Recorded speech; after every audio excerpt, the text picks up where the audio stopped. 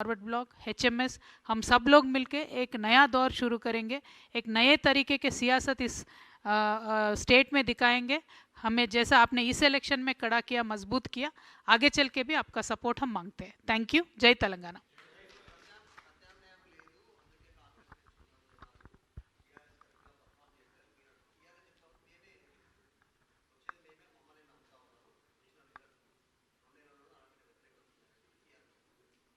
అంటే అంతకుముందు కాంగ్రెస్ ఆపోజిషన్లో ఉన్నప్పటి ఓట్లతో కంపేర్ చేసుకొని కేటీఆర్ గారు ఆ మాట చెప్తా ఉన్నారు.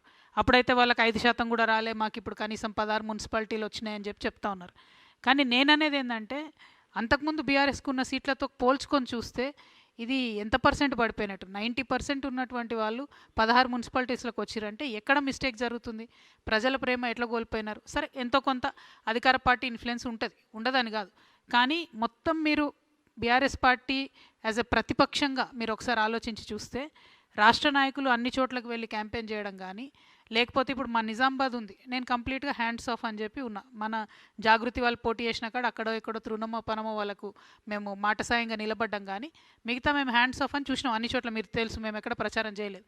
అక్కడ కనీసం చూస్తే కోఆర్డినేషన్ కానీ, స్టేట్ లీడర్షిప్ మాట్లాడడం కానీ ఏది కానీ లేదంటే లిటరలీ నిన్న మొన్నటిదాకా పనిచేసిన క్యాడర్ని గాలికి వదిలేసినటువంటి పరిస్థితి కనబడింది. అందుకే రిజల్ట్ వన్ సైడెడ్గా కాంగ్రెస్కి పోయింది.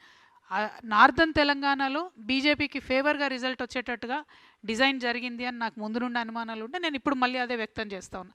అందుకే అన్నా నేను బీఆర్ఎస్ బీజేపీ యొక్క కాంబినేషన్కి ఇది తొలిమెట్టులా కనబడుతుంది.